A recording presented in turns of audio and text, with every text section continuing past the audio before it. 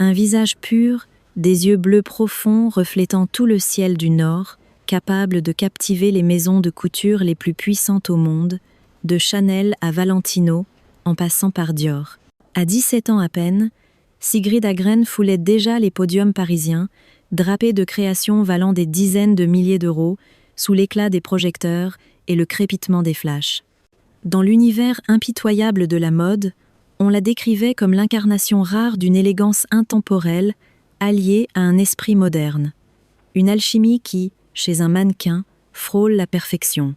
Mais ce qui rend l'histoire de Sigrid fascinante, ce n'est pas seulement cette ascension fulgurante. C'est aussi ce virage inattendu, survenu au moment où sa carrière semblait inarrêtable. Alors que son nom apparaissait en couverture des magazines les plus prestigieux et que son agenda défilait complet dans les plus grandes Fashion Weeks, elle a soudain disparu. Pas de scandale, pas d'explication publique, juste un silence qui a laissé l'industrie perplexe. Avant de devenir l'une des top modèles les plus marquantes de sa génération, Sigrid n'était qu'une jeune fille d'une petite île des Caraïbes, loin des capitales de la mode. C'est de cet endroit, bercé par le bruit des vagues et la chaleur tropicale, qu'a commencé un destin hors du commun. Sigrid Agren est née en 1991 à la Martinique, une île des Caraïbes baignée de soleil, où les plages de sable blanc s'étendent à perte de vue et où l'air marin se mêle au parfum des fleurs tropicales. Territoire d'outre-mer français, la Martinique vivait encore à un rythme paisible, loin de l'agitation des grandes métropoles. Son père, d'origine suédoise, et sa mère, française, formaient un couple discret. Cette union internationale a offert à Sigrid une beauté métissée et singulière, inhabituelle parmi la population locale. La famille vivait modestement, mais sans manque. Le père, engagé dans le secteur maritime, passait de longues périodes en mer, tandis que la mère enseignait à l'école primaire. Dans leur petite maison tournée vers l'océan, Sigrid a grandi au son régulier des vagues et aux après-midi passés à jouer sur la plage avec ses amis. Dès l'enfance, elle se distinguait. Alors que les autres filles de son âge préféraient les jeux bruyants, elle pouvait rester des heures à lire ou à contempler la mer. Sa mère disait souvent qu'elle vivait plus dans son imagination que dans la réalité, une âme à la fois sensible et déterminée. Grande et élancée, avec des yeux bleus perçants, elle contrastait avec les critères de beauté locaux, souvent associés à la peau hâlée et aux cheveux bouclés. Cette différence, parfois source de moquerie, on la surnommait « la poupée nordique », a forgé chez elle une force tranquille et une confiance en soi naissante. Ses parents l'encourageaient à préserver son identité, une leçon précieuse qui deviendrait plus tard un atout majeur dans l'univers impitoyable des mannequins internationaux. La Martinique, bien que petite, n'était pas coupée du monde. Par la télévision, Sigrid découvrait Paris, Milan, New York, des villes où se déroulaient les Fashion Weeks. Elle n'imaginait pas un jour y mettre les pieds, mais parfois, devant le miroir, elle imitait les poses des mannequins vus dans les magazines. C'était son secret qu'elle gardait pour elle, de peur d'être jugée rêveuse.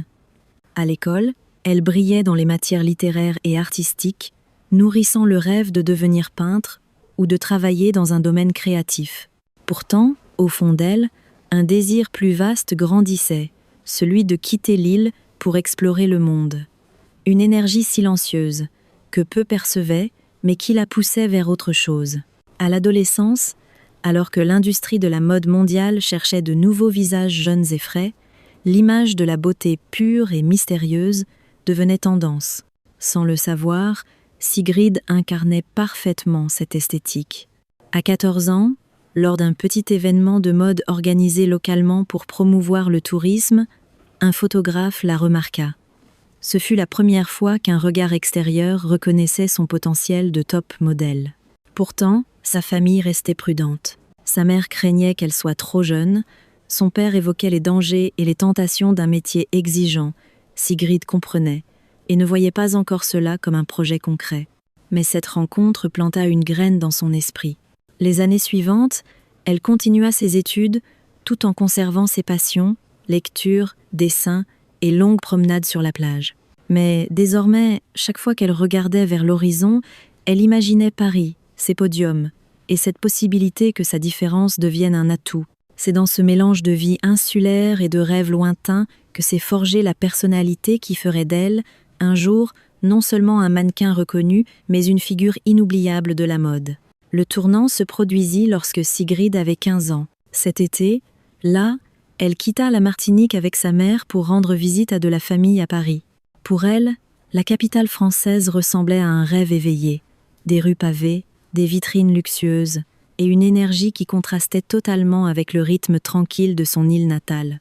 Un ami de la famille, travaillant dans les médias, remarqua immédiatement sa silhouette élancée et son visage singulier. Il lui suggéra de participer au concours Elite Model Look France, l'un des tremplins les plus prestigieux pour devenir top modèle. Sigrid éclata de rire au début, pensant qu'il plaisantait.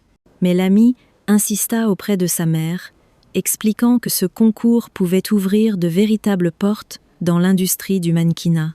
Le jour du casting, elle entra dans une salle lumineuse, remplie de jeunes filles, toutes belles et souvent déjà expérimentées. Sigrid portait un simple jean, un t-shirt blanc et aucun maquillage, si ce n'est un peu de baume à lèvres que sa mère lui avait donné. Le cœur battant, elle garda néanmoins un regard assuré. Devant le jury, elle marcha quelques pas et prit la pose. Les projecteurs illuminaient son visage et, dans cet instant précis, elle ressentit quelque chose d'inédit, la sensation d'être exactement à sa place. Un membre du jury lui glissa « Tu as une énergie magnétique. Ce n'est pas donné à tout le monde. » Elle fut sélectionnée pour la finale nationale, puis la finale internationale d'Elite Model Look. Sa mère, toujours inquiète, ne pouvait cacher sa fierté. Son père, depuis la Martinique, lui écrivit une lettre touchante. « Où que tu sois, n'oublie jamais qui tu es. » Cette réussite attira immédiatement l'attention de l'agence Elite Model Management, qui lui proposa un contrat. Très vite, des maisons comme Chanel, Dior ou Valentino sollicitèrent des essayages pour les saisons à venir. Pour Sigrid, les émotions se mélangeaient. L'excitation de découvrir le monde dont elle rêvait et l'appréhension de devoir quitter sa famille pour vivre dans un milieu compétitif.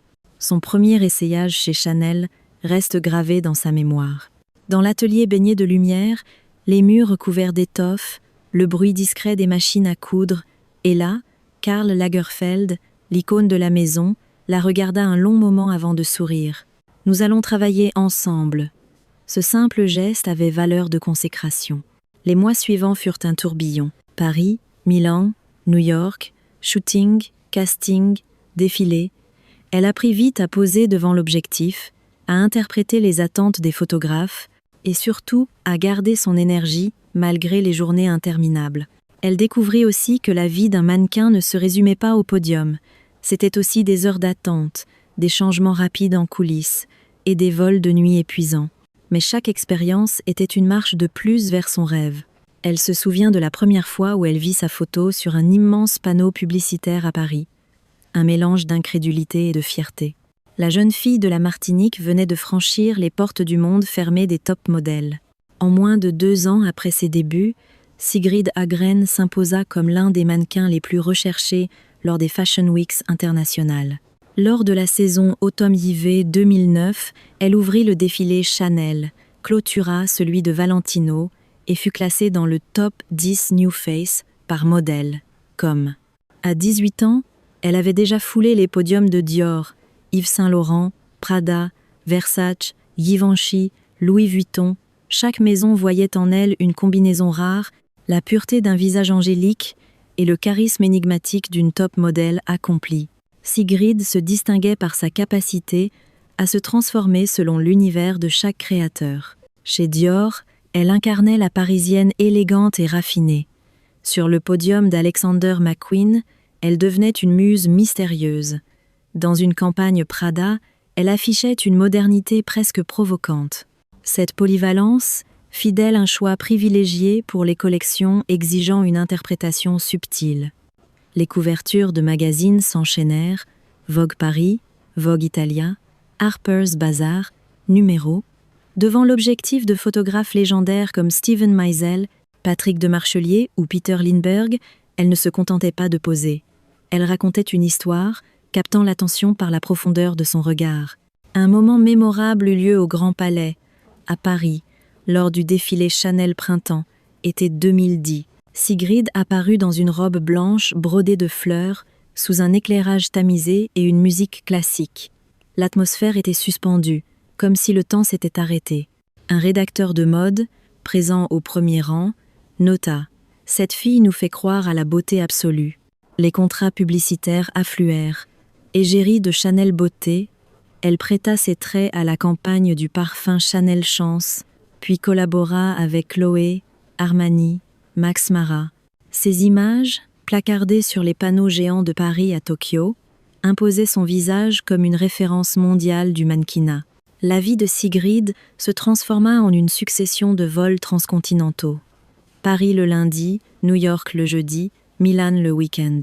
Elle apprit à dormir dans les avions, à manger sur le pouce entre 2 essayages et à garder le sourire malgré la fatigue. Sa ponctualité et son professionnalisme impressionnaient les équipes, renforçant sa réputation dans un milieu où la fiabilité est précieuse. Pourtant, derrière les paillettes, le rythme était exténuant. Les journées de travail pouvaient dépasser 15 heures, les exigences physiques étaient constantes, et la pression de rester au sommet pesait lourd. Mais à ce stade de sa carrière, Sigrid tenait bon, portée par la conviction que chaque défilé était une étape supplémentaire dans l'affirmation de son statut de top modèle. En 2011, elle intégra le classement des Top 50 Models de Models.com et fut considérée comme la nouvelle muse de Karl Lagerfeld. Chaque apparition devenait un événement, chaque image une pièce d'archive potentielle. Sigrid n'était plus simplement un mannequin de défilé. Elle était devenue une icône esthétique, capable de symboliser l'esprit d'une collection à elle seule. C'était l'âge d'or de sa carrière, une époque où son nom était synonyme d'élégance et de perfection, et où la jeune fille de la Martinique brillait parmi les étoiles les plus éclatantes de la mode internationale. Au sommet de sa carrière, Sigrid Agren surprit l'industrie en refusant plusieurs propositions que beaucoup de mannequins auraient acceptées sans hésiter. L'une d'elles venait d'une grande marque internationale, mais dont la production avait été éclaboussée par des scandales liés à l'exploitation de travailleurs dans des usines en Asie. Le cachet proposé était suffisant pour lui assurer plusieurs années de confort, mais elle dit simplement non. Dans une interview rare, elle expliqua « Je ne veux pas que mon image serve à masquer quelque chose d'injuste ». Une phrase qui fit réagir, car rares sont les top modèles qui privilégient leurs valeurs personnelles à de telles opportunités financières. Sigrid resta également fidèle à son image naturelle, malgré la pression de l'industrie. Alors que beaucoup de jeunes mannequins acceptaient de changer radicalement de coiffure, de subir des interventions esthétiques ou de transformer leur silhouette pour correspondre aux exigences de certaines maisons, elle conserva sa chevelure blonde, sa peau claire et sa silhouette fine mais saine. Ce choix lui valut parfois de perdre des contrats, notamment avec des marques cherchant un changement visuel total. Mais il renforça sa singularité et sa reconnaissance auprès des photographes et créateurs qui respectaient sa cohérence. Elle déclina aussi une campagne publicitaire jugée trop provocante. Pour elle, la mode pouvait être sensuelle sans franchir une limite susceptible de mettre mal à l'aise. Une vision qui ne faisait pas l'unanimité, mais qui préservait son image élégante et raffinée. En dehors des podiums, Sigrid s'investit dans des causes qui lui tenaient à cœur, notamment en faveur de l'éducation des enfants en Martinique. Elle finança l'achat de livres et de matériel scolaire pour une école primaire grâce au cachet d'un shooting prestigieux. Lorsqu'on lui demanda pourquoi, elle répondit simplement « Je veux que ces enfants sachent que peu importe d'où ils viennent, ils peuvent rêver et aller loin. » Ces choix, loin de toujours faciliter sa carrière, la rendirent parfois difficile aux yeux de certains magazines ou marques.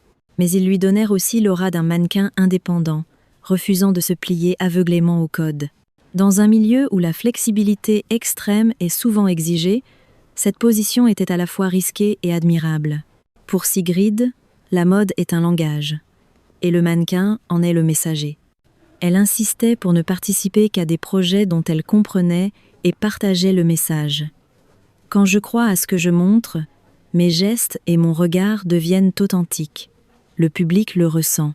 Malgré sa discrétion sur sa vie personnelle, elle conserva un lien fort avec ses admirateurs. Les forums et réseaux sociaux discutaient de son style pur mais affirmé, de sa démarche légère mais décidée. Beaucoup la considéraient comme l'exemple d'une top modèle capable de dire « non » quand cela comptait vraiment, un courage rare dans ce métier. En rétrospective, cette période ne fut pas seulement celle d'un succès professionnel éclatant. Elle marqua aussi la construction d'une identité solide, celle d'une femme capable de tracer sa route dans une industrie rapide et parfois impitoyable, tout en restant fidèle à ses valeurs.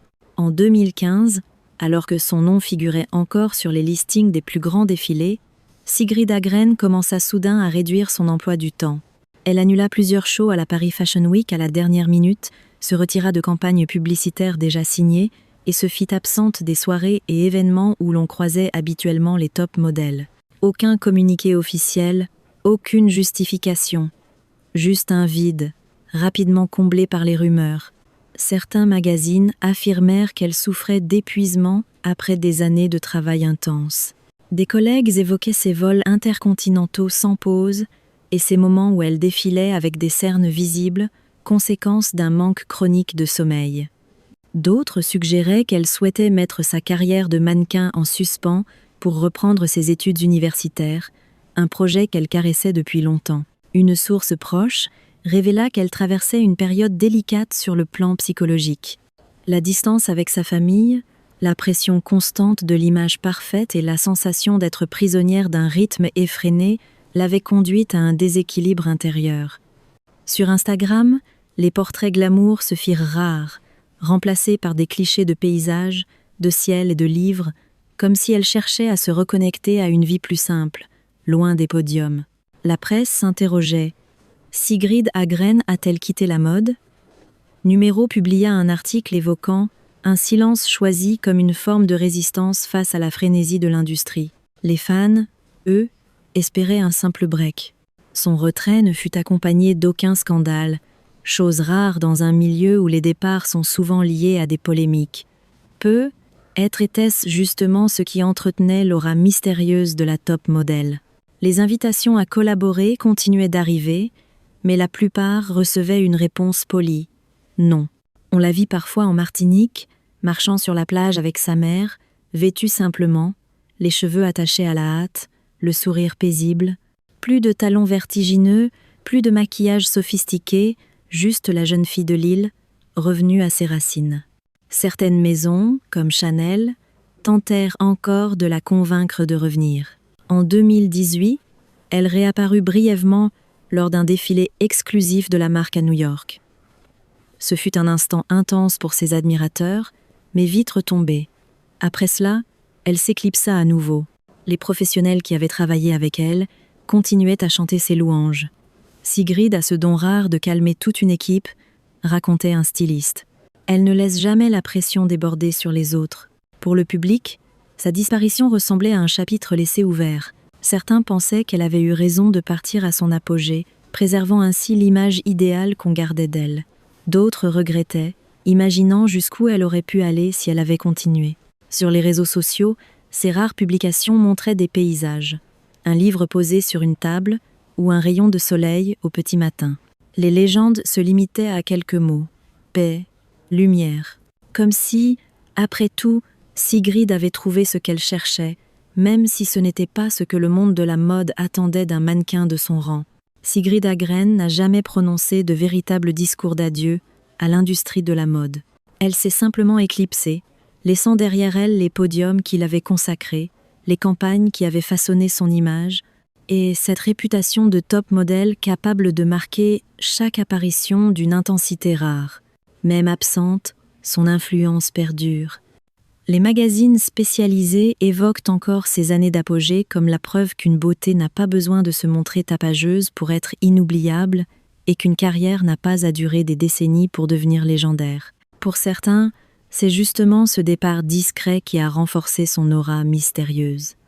L'image d'un mannequin qui a choisi sa liberté plutôt que la lumière constante. Pour les créateurs, elle reste l'incarnation du professionnalisme, de l'élégance et de la fidélité à ses principes. Pour ses admirateurs, elle est l'histoire vivante d'une jeune fille venue d'une petite île des Caraïbes, ayant atteint les plus hauts sommets, puis opter pour une vie plus sereine, loin des projecteurs. Peut être qu'un jour, si elle le décide, le monde de la mode lui ouvrira à nouveau ses bras. Mais même si ce moment n'arrive jamais, Sigrid Agren continuera d'être évoquée comme une brise douce ayant traversé l'univers intense du mannequinat, laissant une trace subtile mais indélébile.